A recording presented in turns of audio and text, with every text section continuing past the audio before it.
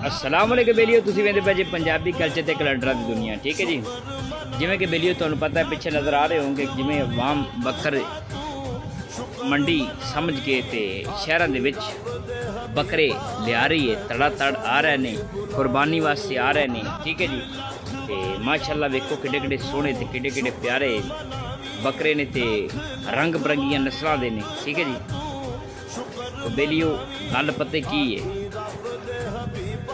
गल सारी होंदी है तबार दी। ठीक है जी, अपना ना पता बंदे नूं उदों चलदा जे। ठीक है, वो जदों अरूज होंदा है, अरूज ते तां यकीन कर दूरों दूरों भी लोग आ जाते हैं।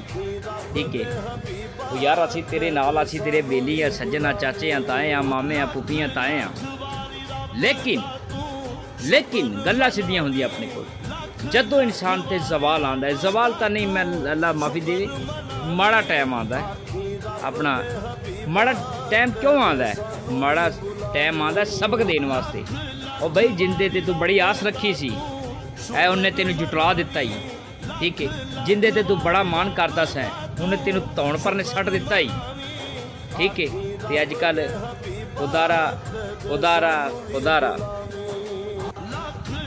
तो अज तुहानूं दसने अपना जनाब जंतरी 20 जेठ की 2082 विक्रमी 6 चांद की इस्लामी महीना जुलहज 1446 हिजरी 3 जून ईस्वी 2025 तो दिहाड़ जज मंगल का। ठीक है जी।